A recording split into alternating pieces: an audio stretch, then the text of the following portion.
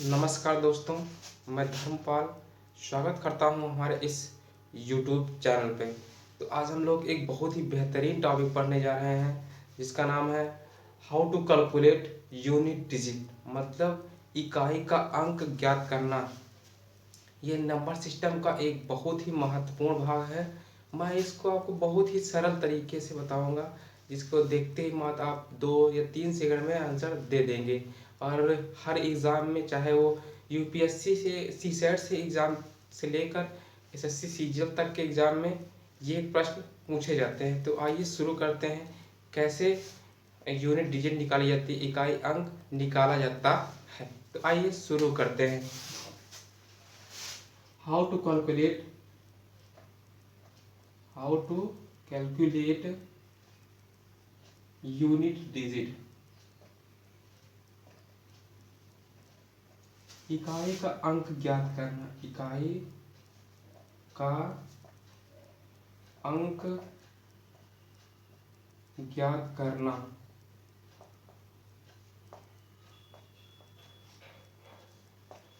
पहला ऐसे है, इकाई का अंक होता क्या है। पहले जानेंगे इकाई का अंक होता क्या है, उसके बाद हम लोग क्वेश्चन का देखेंगे। तो सबसे पहले एक संख्या लिखते हैं, 2 3 4 5 6 7 8, कुछ भी समान। तो इसमें जो लास्ट डिजिट है, इसको हम लास्ट डिजिट भी कह सकते हैं। मतलब अंतिम अंक कैसे ज्ञात करना, मतलब अंतिम अंक ज्ञात करना भी इससे प्रश्न पूछा जाता है कि ये जो संख्या है इसमें अंतिम अंक क्या होगा, या फिर यूनिट डिजिट क्या होगा, इकाई का अंक क्या होगा, इसके बारे में आपको बताना है। तो ये इकाई होता है दहाई, सैकड़ा, हजार, 10,000, लाख, 10 लाख। मतलब जो लास्ट डिजिट होती है उसी को बोलते हैं आपको यूनिट डिजिट, मतलब इकाई का अंक। तो क्वेश्चन बनता है, इनटू मल्टीप्लिकेशन से भी क्वेश्चन बनते हैं, एडिशन से भी बनते हैं, और डिफरेंस होता है जब उसको माइनस करते हैं, घटाते हैं, तभी उससे क्वेश्चन बनता है। तो पहले देख लेते हैं गुणा की संक्रिया पे प्रश्न। गुणा की संक्रिया से प्रश्न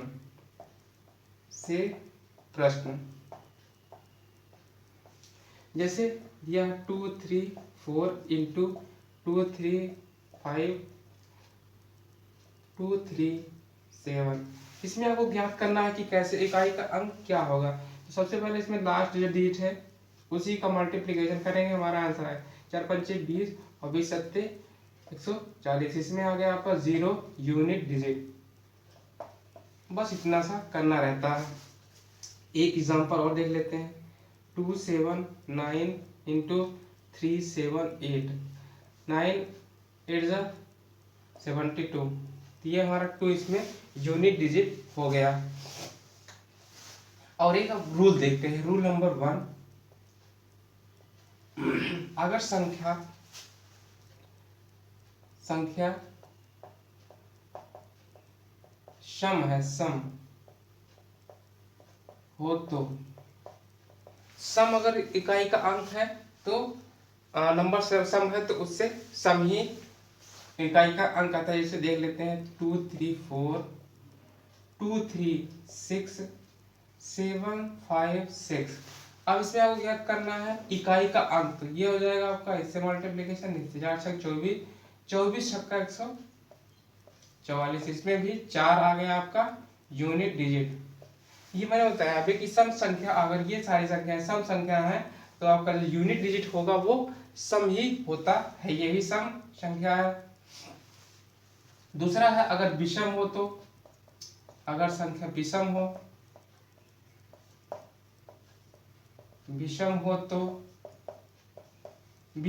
देखते हैं क्या होता है, 3 2 1 इंटू 7 2 7 इंटू 3 इंटू 7 3। अब इसमें लास्ट डिजिट के मल्टीप्लीकेशन करते हैं, 7 इंटू 1 इंटू 7 इंटू 3, तो 7 3 21 आ जाएगा। तो इस तरीके से विषम आता है,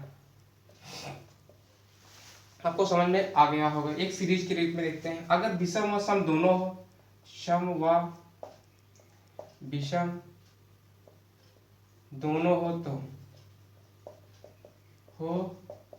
तो 2 3 4 7 5 6 इंटू 321 7।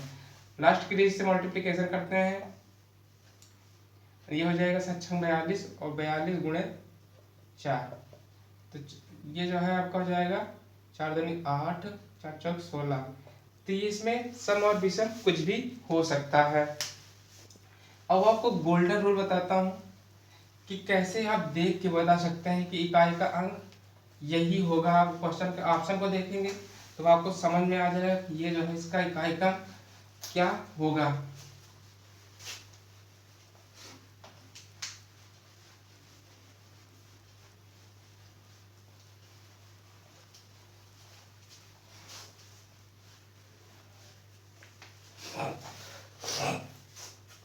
अगर चौथा रूल है ये, अगर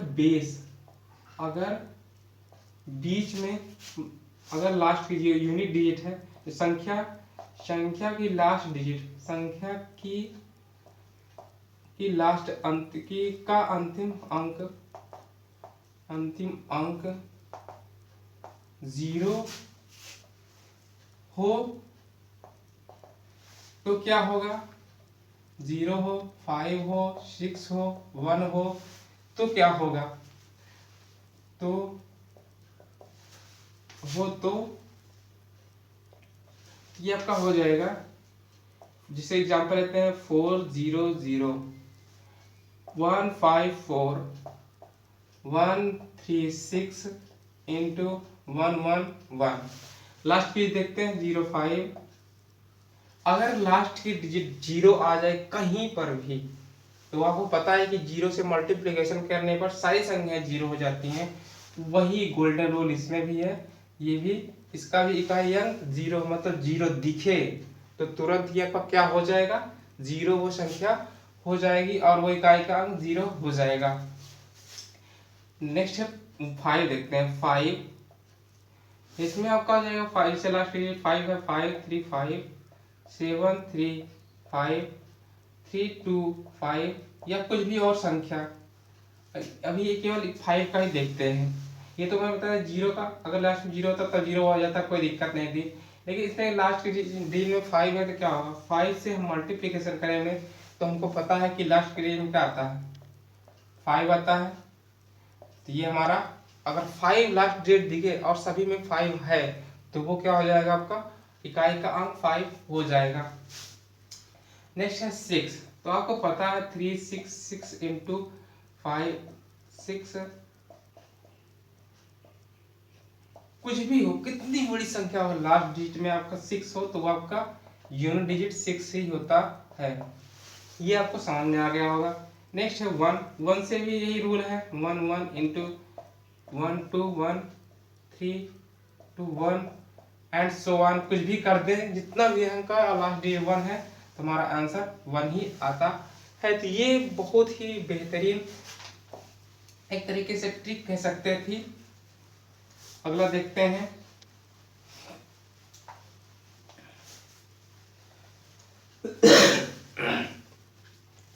कोई भी मतलब कोई भी नंबर, अगर चौथा ऑप्शन सारी मेरे हिसाब से, अगर इकाई का अंक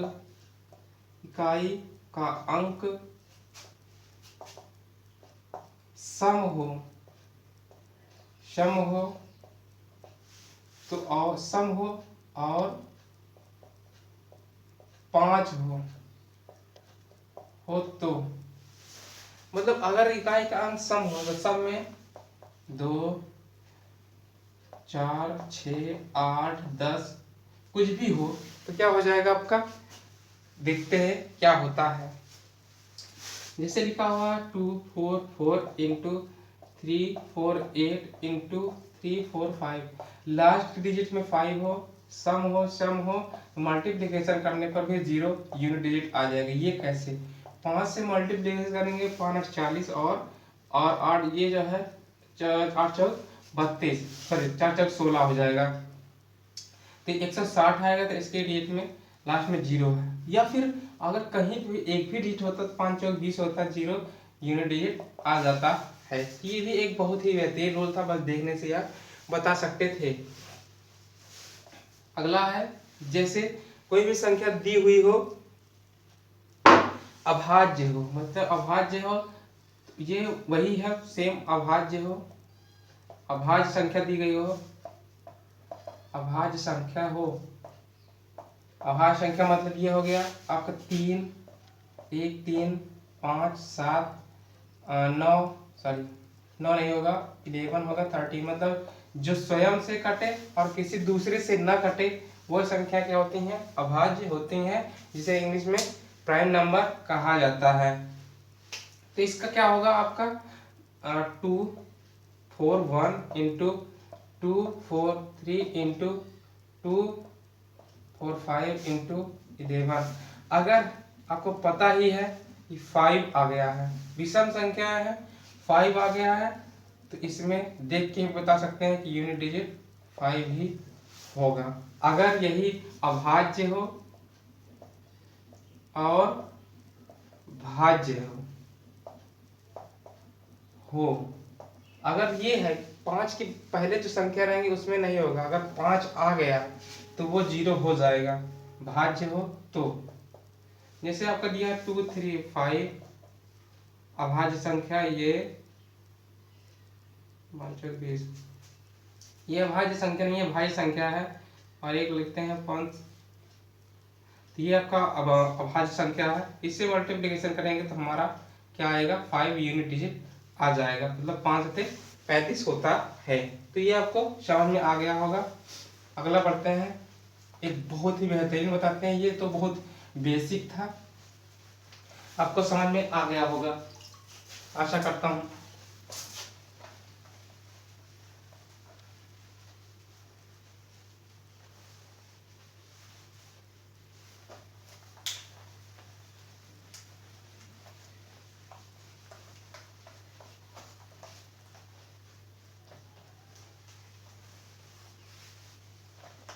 नेक्स्ट देखते हैं, बहुत ही बेहतरीन रूल है, आप उसको देखेंगे तुरंत आपको आंसर आ जाएगा। जैसे इकाई का अंक, जैसे घात के रूप में देखते हैं, घात के रूप में सवाल देखते हैं और इससे क्वेश्चन बनते हैं, क्योंकि ये आसान नहीं होता है। जैसे घात, घात दी हुई है आपका, घात क्या होती है, जैसे आपका 2 घात के रूप वाले प्रश्न जिसे 2, 3, 1 डिवाइडेड बाई 5, ये आपका घात है, ये आपका बेस है, इसको आधार बोलते हैं, इसको पावर बोलते हैं, पावर और ये बेस, ये दोनों शब्दों को मैं यूज करूंगा, आपको ध्यान में रखना चाहिए। अगर ये आपको ध्यान देना है, इसमें क्या होगा, अगर घात के रूप में दिया हुआ हो, यदि घातांक 0, 5, 4, 0 to 1, अगर ये जो घात का अंक है, ये अगर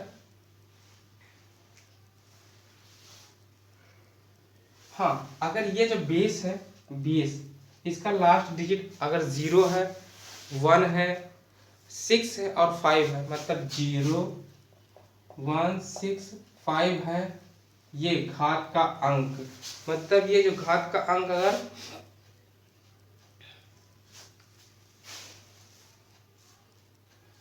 घात का अंक ये वाला अगर जो है 0, 1, 6, 5 है, तो हमेशा यूनिट डिजिट सेम आएगी, सेम आएगी, मतलब 0 हो जाएगा, 1 हो जाएगा, 6 और 5 हो जाएगा, क्योंकि 0 अगर है एक, आपको मालूम होना चाहिए, अगर 0 केवल है, 0 मतलब जैसे 1 की पावर 0 है, ये कोई भी है उसका नंबर, कोई भी 3, 2, 1 ऐसी है, अगर इसका 0 है पावर तो वो 1 हो जाता है। इसलिए मतलब ये रूल है कि आप अगर किसी की कोई भी संख्या है उसका पावर 0 है, केवल और केवल 0, तो उसका जो मान होता है, उसकी वैल्यू होती है वो 1 होती है। तो इसको भी आपको ध्यान में रखना है।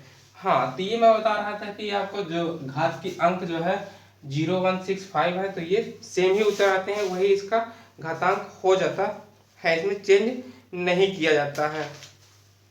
अगर घात की इकाई का अंक आपका आधार, या अभी तक घात की बात कर रहे थे, अब हम लोग बात करेंगे इकाई का मतलब आधार का अंक।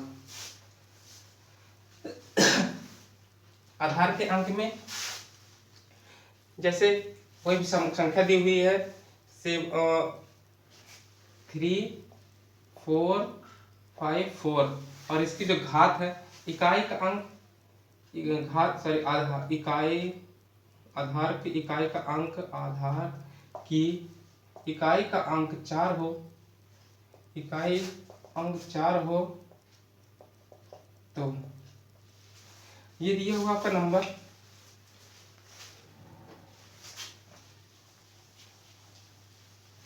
नंबर दिया हुआ हो आपका 5 4 1 और इसकी पावर दी हुई है 3 4 कुछ भी दिए हो सर, यहाँ पर अगर 4 हो, ये जो घातांक है इसका अंक 4 हो तो क्या होता है सॉरी, इकाई का आधार का अंक 4 हो तो क्या होता है। तो इसके लिए 2 रूल है। अगर ये जो घात है ये क्या हो, विषम हो, तो यदि घात विषम हो तो क्या आता है, विषम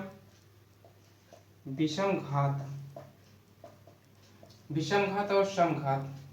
ये 4 और 9 का लगता है, 4 और 9 मतलब जब आधार का अंक 4 हो या 9 हो तब रूल लगता है। सम रहता है तो आपका, अगर ये घात का अंक सम रहता है तो आपका हो जाता है 6, सम हो जाता है तो घात का अंक, ये यूनिट डिजिट आता है आपका 6, कितना आता है 6 आता है। अगर घात का अंक ये विषम रहता है तो आपका 6 आता है, अगर सम रहता है तो 4 आता है। ये आपको याद रखना चाहिए। जैसे एक संख्या है 7 5 4 5 6 8, ये आपका क्या है, सम है, तो इसमें आपका जो आंसर आएगा वो 4 आएगा।